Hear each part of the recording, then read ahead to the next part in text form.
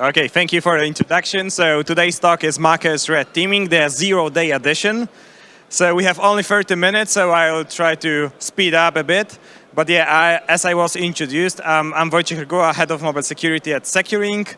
And yeah, I'm mostly focused on our iOS and macOS application security. I have a blog, wojciechreguła.blog, where I, of course, write about Apple security. I'm also a creator of iOS Security Suite. That is a free Swift library that helps developers making sure that their code is running on secure iPhones. And like from 1 or 2 years, we also started a new service that's macOS Red Teaming. And this talk is, of course, about macOS Red Teaming, so we will try to red team some Macs. But yeah. That's it of the talk. Thank you very much. On macOS, there are no viruses. macOS are secure. So yeah, that's it. And that's, of course, a joke. And during this talk, I'll be trying to show you that Macs, like any other computers, can be attacked. They have vulnerabilities. There are 0 days for Macs. And it's not like when you have a Mac, you are fully secure. So I decided to create this talk because many companies started using Macs. They are not like a really small percent. Even banks, currently, at least in Poland, they started using Macs. And the problem starts when those oldest Macs have to be connected to Active Directory. And those computers are not similarly secured comparing to Windows stations. We observe Macs also in software houses when most of the computers are currently Macs. So yeah, macOS in organization is not a small percent as it was before. Now it's like a huge percentage of all computers used in corporate. So this talk will be like a typical red teaming talk. And I wanted, when I was creating this talk, I had in mind one idea: to make this presentation as boring as possible. And you know why? Because I wanted to show you that, and you are interested in security, right? So you've probably seen talks like this many times, but for Windows. And why I'm saying I wanted to make this presentation as boring as possible, because I wanted to show you during this talk that on macOS, the same techniques, the same exploitation conditions, the same approach may be used to attack these machines. So that's why I wanted to be as boring as possible. So what's the target for this talk?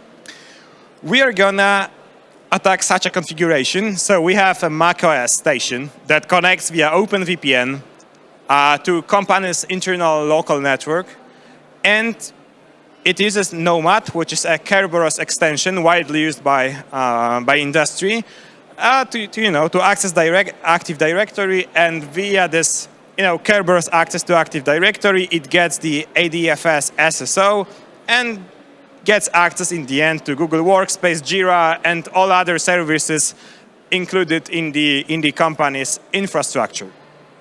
That macOS also will have AWS credentials, and this company was told that Firefox is a secure browser, privacy-oriented, so we'll also try to exploit Firefox.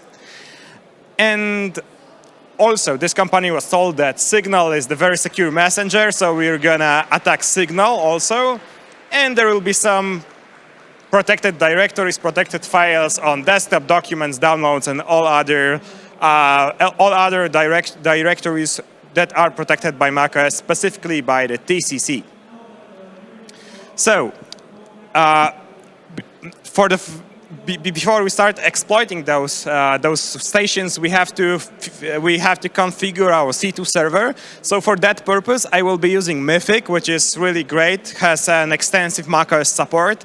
It's fully open source, and I really like Mythic because it has really extensive docs, and it just works. Like, you download it from GitHub, you run one script, and everything is set up. You don't have to, worry about the, if you ever created a C2 server, the problems with other vendors. Mythic works, so that's why I'm using it. And it's still not really well detected by EDR, so that's really good thing.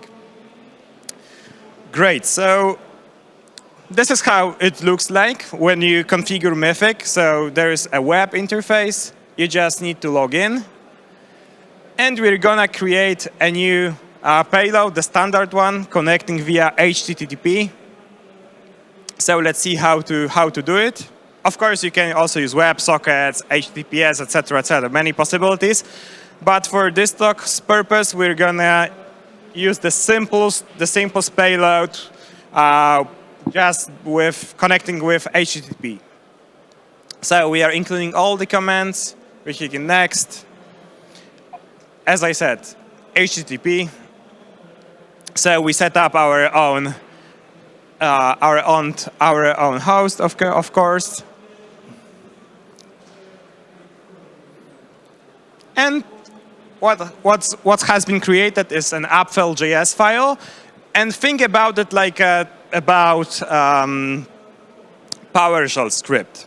So now we have to somehow deliver it to victim stations, right? So we have the app.js file, and now let's talk a bit about the delivery. So in red teaming, we call it initial access, and during initial access, we must be aware that for macOS, every software downloaded from the internet must be notarized. So what does it cover? Like macOS applications, non-app bundles, disk images, flat installer packages. So mostly everything you download from the internet that has an ability of code execution must be notarized. And what does it effectively mean to us red teamers? So notarization was mostly made for verifying if the software you download from the internet has been verified by Apple against malware. So what happens if you do not notarize the thing you want to deliver to the victim station? Turns out that macOS will just block it. There will be a prompt saying that this particular application cannot be opened because the developer cannot be verified. So we have to somehow solve this problem because we still want to get the code execution on victim's machine. So let's now talk about the solution. So we can create a legit PKG file that will, by the way, if you ever installed anything with PKG, you probably know that this is running with root permissions. So you instantly get root access on the victim's machines. But yeah, we can of course use PKG files, but in this first solution idea, we risk our developer ID certificate to be revoked by Apple, right? Because we will deliver a malicious payload within it. What's the second idea? The second idea is an idea that's actually used by malware. So if you somehow tell the victim to click on with right click on the package file and then click open, there will be another prompt saying that the software is an application downloaded from the internet. Are you sure to open it? And if you force the victim to click right click on the PKG file, even if the file is not notarized, still the victim will be able to open it, and there is no need for notarization. And this, by the way, is a screen from an actual malware. So that's how attackers do it. The mechanism that is responsible for verifying the applications and the notarization is Gatekeeper. And of course, we can have a 0 day for Gatekeeper and just bypass all these prompts. However, it requires 0 days. But in my career, I found 2 of those. So it's possible to just attack macOS with your own 0 days. But as I told you at the beginning, I wanted this presentation to be as boring as possible. So let's try if there is maybe a technique you already know from Windows. And actually, there is one such a technique, just by abusing macros. All technique. Raise your hand if you know this technique on Windows, like macro exploitation. Yeah, I would say like most of the audience knows that that's good. So on macOS, we have something called auto open, because the Visual Basic for applications on macOS is it's not that well developed as it is on Windows. So whenever I used to use Visual Basic on macOS, I want to execute bash shell as quick as possible. So there is a command called max script when you can call do shell script, and now you are in bash. So now you are in my world. So this is how you can do it from macOS macro Windows macro. So what I do here, I just curl the JavaScript file. I change the hmode to +x, and with also script -l JavaScript, totally not a virus.js, I just open it. It's like opening a PowerShell script on Windows. That's the same idea. However, there is one more problem. Microsoft Word on macOS is sandboxed. So you have code execution, unfortunately, which will be sandboxed. However, there is a way to handle it. And Matt Havbat, a macOS researcher, shared a cool technique that allows escaping Microsoft Word sandbox. However, it requires rebooting the machine. So that's not really, efficient during red teaming, because you must know that the victim will reboot the machine. But as I told you, this is about 0 days, also talks the 0-day edition. So I will show you my own 0-day. I found a full sandbox escape for macOS. So now I'm gonna present you how it worked. So let's say that the victim downloaded the Microsoft Word file, the malicious one we've created. And this is how it looks like from the victim's perspective. So the macro is opened, of course. The terminal has been turned on, just to show you that code execution happened from that word. And now we can query the callback, right? The code that was executed on the victim's machine. So let's say, let's see with who am I, who are we. So it's running with my user. And now let's confirm that we were able to escape Word sandbox. If we are able to, list users, it means that we are effectively out of the sandbox.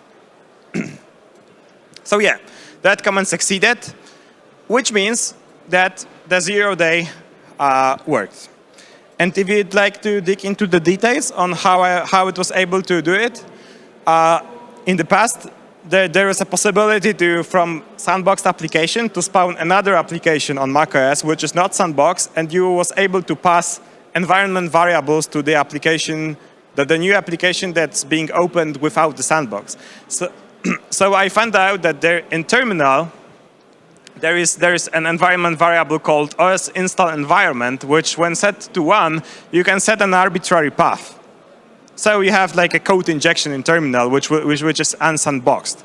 And this is the 0-day. This is how it worked. As you can see, Apple fixed it. There is the CVE number. So this is how it works. So yeah, on macOS, you still can use macro to attack machines. So I showed you 4 techniques to do the initial access. So now let's talk about the persistence. So on persistence, we have like typical spots where we can persist, like launch agents, daemons, login items, cron jobs, login, logout hooks, authorization plugins, etc. During this talk, because I wanted to make it as simple as possible, let's use the first one, launch agent. That's the simplest one. With Mythic, we have a built-in command to do it.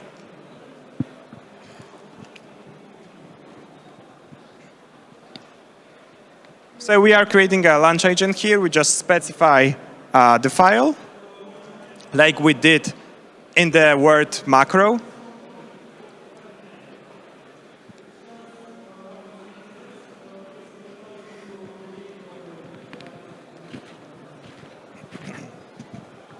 That's the label. We can just specify whatever you want in here. And we just send a task.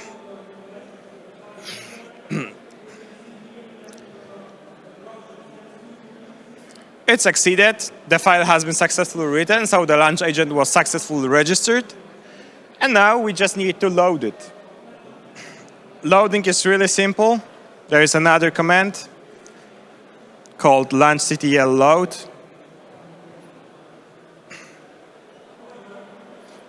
just use this created launch agent. And in a moment, you will see another active callback. Because, of course, it has to query the code at the end. Yeah, so we have another callback, which means that we reach the persistence. And that was, a cool technique to persist until macOS Ventura.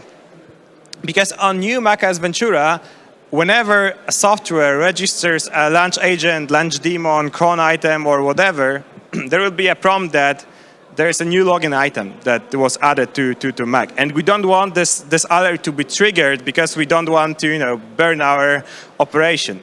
So in the next few slides, I will show you an actual 0-day that still works. It's not fixed by Apple.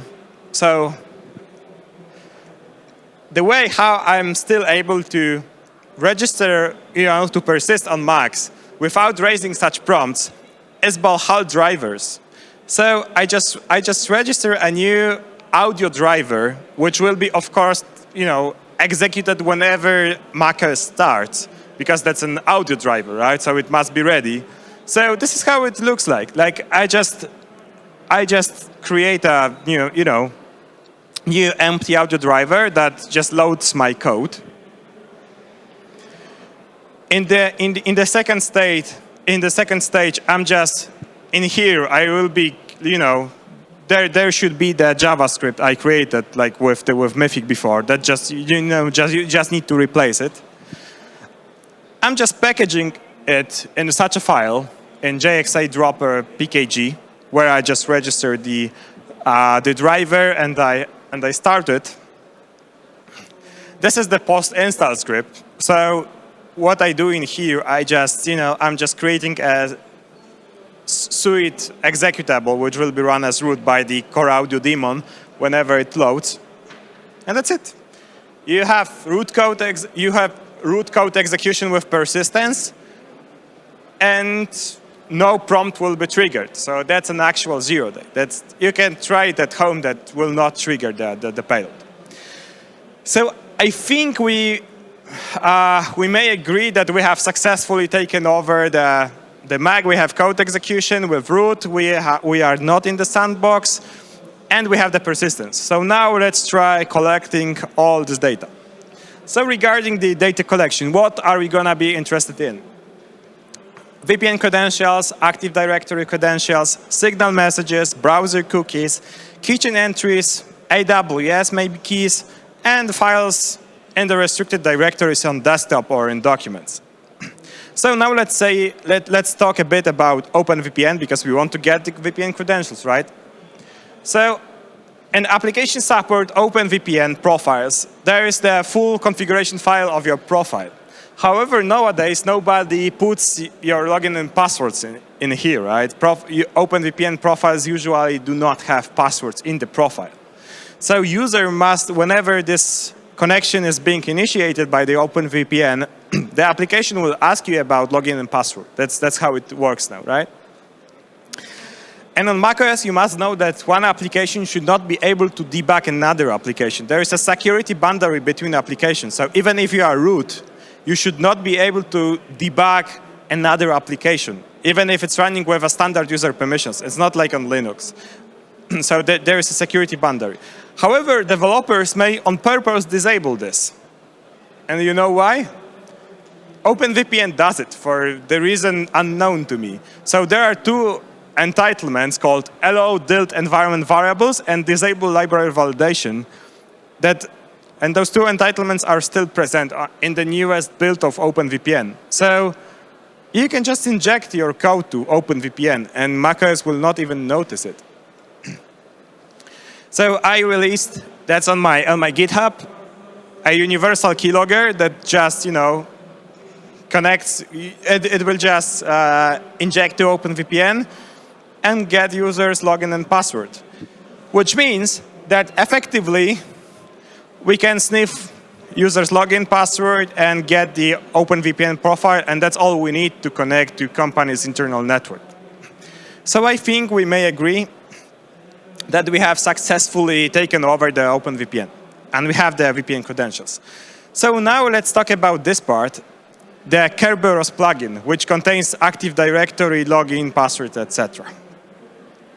So Nomad, the Kerberos plugin, saves your AD credentials in macOS Keychain. And macOS Keychain is the correct place to store your credentials. That's the most secure thing. However, Keychain has a flaw. There is a problem with Keychain, an architectonical problem, which Apple is aware of. And I reported it to Apple in like 2018 or 2019, something like that, and it's still not fixed. I even made a blog post about it, stealing macOS apps keychain entries. And under some conditions, application may get, without any other authorization, entries of other applications. And there is a problem with Nomad, because Nomad actually meets all these conditions. So I released a tool called Nomad Credential Stealer. It's also on my GitHub, free and open source. So you just open my tool, it will inject to Nomad, and it will retrieve the, AD login, AD password, and information about the controller. And that effectively means that we've just taken over the access to all the company's internal resources. That's it. All right, so now we're gonna attack Signal. Who thinks that Signal is secure? Nobody raises hands. Almost nobody, I'm sorry. But do you know on what layer Signal provides you security? Huh? Yes, but if you think about messaging between two people, where is the encryption made? So during transit, right? Between those two endpoints, right? And that's what end-to-end encryption means. It means that your data is protected during transit, not on your machine. It's all unencrypted on a machine.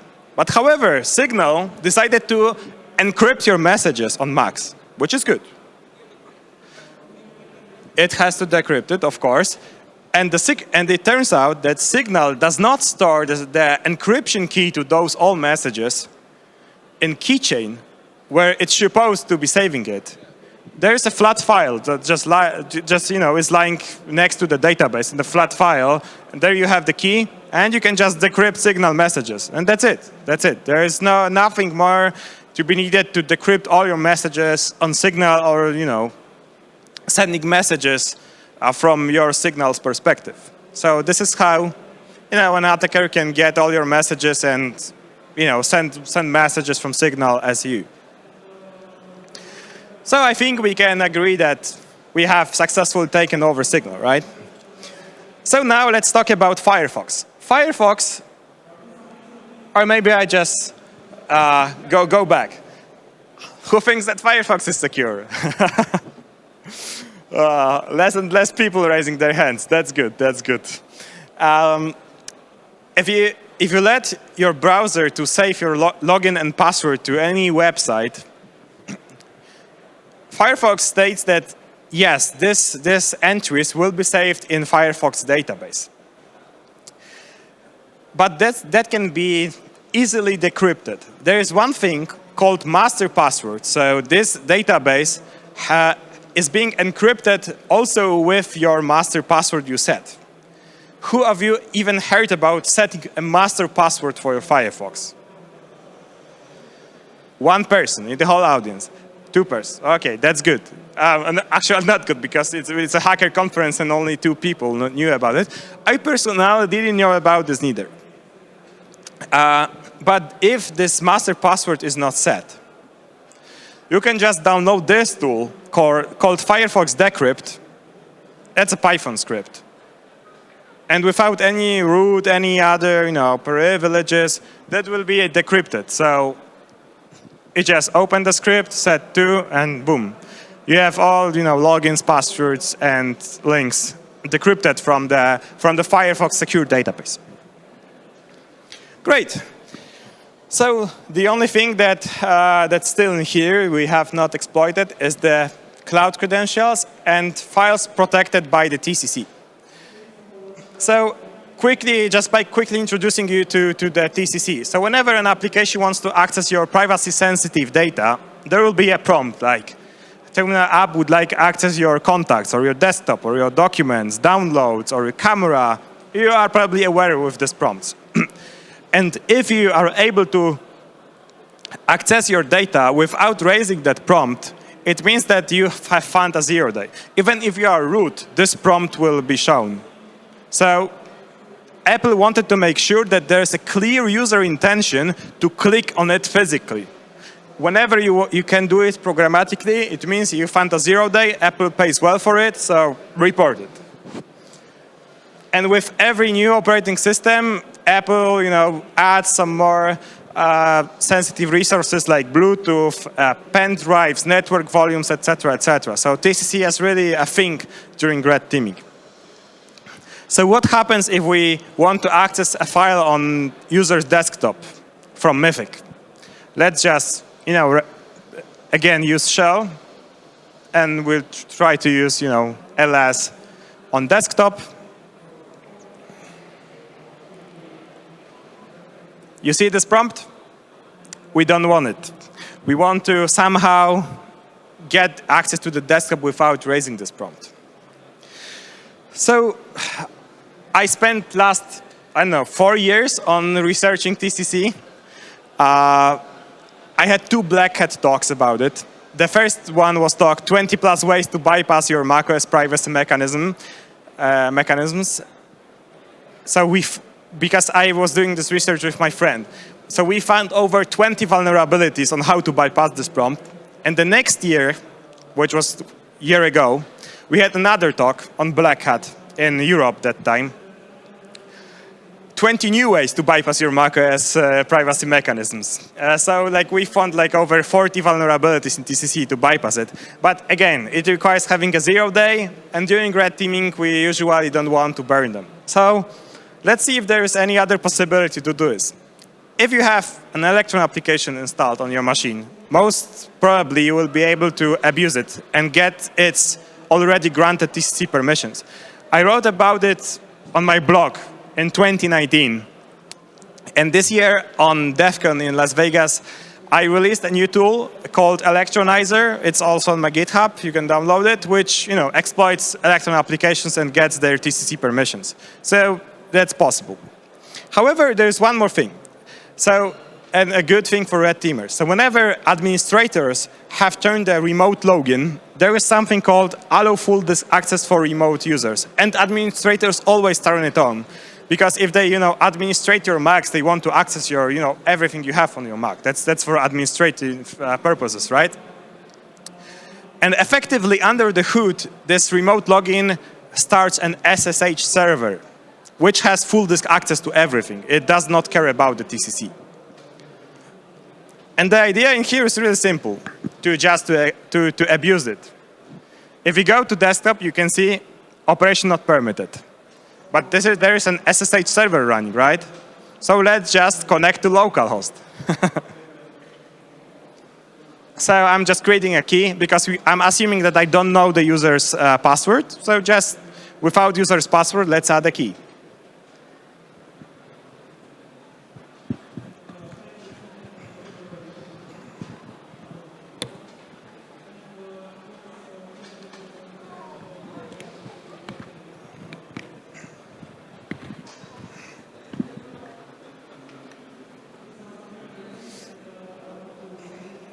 Connecting to localhost.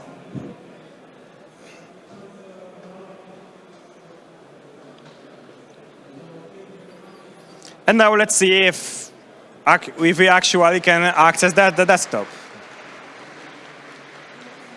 Yeah, you're able to access it, so boom. Another technique to bypass the TCC. But now by abusing a feature.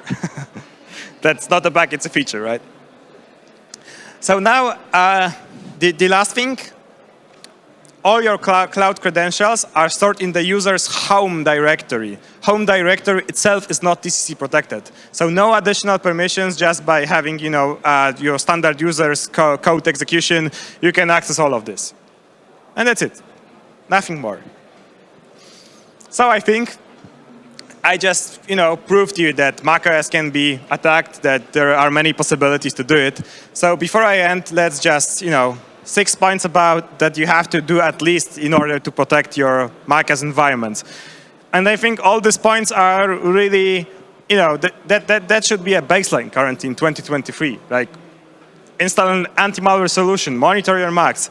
I'm talking about things that should be obvious, but actually, when we assess macOS environments, they are still not. So please take a screenshot if you have, or take a picture. If you have any Mac in your infrastructure, these 6 points are the thing you must do at least. There is a bare minimum you have to do in 2023. I just wanted to mention that I've just released a new course, iOS Application Security Engineer. So if you do iOS pen tests or you are developing applications for iOS, that's a brand new course that was released like 2 weeks ago. So I encourage you to try it out. And yeah, just to sum up, because we are running out of time, actually 1 minute after time, just one thing. Macs, like any other computers, have 0 days, have vulnerabilities that must be updated. And as you can see, they can be attacked. Thank you very much. Okay, hello. Hello. I have just a curiosity and I'll be quick. I was thinking that macOS, if my knowledge doesn't fail me, is closed source. And its components, so... It's POSIX. Did I understand you correctly? POSIX? No, it's closed source. And its components. So I was wondering, if one day macOS will go open source, how would this whole thing change with 0 days and the red team framework which you presented? Would you need any adaptations for an operating system that will go from closed to open source, hypothetically? Okay, so let me try a bit destroy your world. macOS, I wouldn't say macOS is closed source because like Swift is open source. The XNU kernel is open source, so most of the kernel is currently open source. There are a lot of user space services that are open source. The XNU is a hybrid kernel taken partly from FreeBSD, so that's under their license, and it must be open source. The things that are closed source on macOS are kernel extensions, because they are just kernel extensions and some of the user space components. But I wouldn't say that macOS is really closed source. So if you are asking me about ports, it's only on developers to port it. Like, I know that Apple's documentation is not really extensive, but yeah, like you can port everything you want to macOS. I was curious, everybody in the security business says that macOS is built for security. And I was wondering exactly, practically, what does this mean from your knowledge? To be honest, when macOS is configured correctly, there are more layers than comparing, for example, to Windows in order to security. So, for example, the TCC, all those prompts, like with accessing your privacy data, that's something that does not happen at all in Windows. There is no security boundary when you have an application installed on Windows and it wants to access your files on desktop. There is no such thing. Yeah, it doesn't touch anything. So comparing to Windows, this is the additional layer of security. For example, on macOS, on standard configuration, when the system integrity protection is turned on, which is a default thing, one application, as I told you, cannot debug other applications. There is no such thing on Windows, right? You can inject code to other applications. You can do anything with PowerShell. Yeah. Even if you are root on macOS, you are not able to access some specific directories. That, as in Linux, that are not your directories. Yeah. Okay. So this is the additional layer of security, and macOS, from this perspective, is, let's say, more secure. But from practice, if you take a look at the security bulletins, every month there's like, I wouldn't say thousands of CVEs, but there is a lot of CVEs every month going on. So there is still a lot of work to have to be done in order to secure our machines. And in your opinion, isn't macOS stolen from Linux or based on Linux? No, if you take a look at the history, it was a fusion with FreeBSD was joined with next step operating system. So this is more like FreeBSD thing. It's POSIX compliant because of the FreeBSD, but it's not like it's Linux. But it's, of course, the POSIX compliance enforces, this all things that are current on Linux. So that's a kind of similar. But I think we are out of time, right? So I will be there. So if you have any other questions, just, ping me in there. So yeah, thank you very much once again.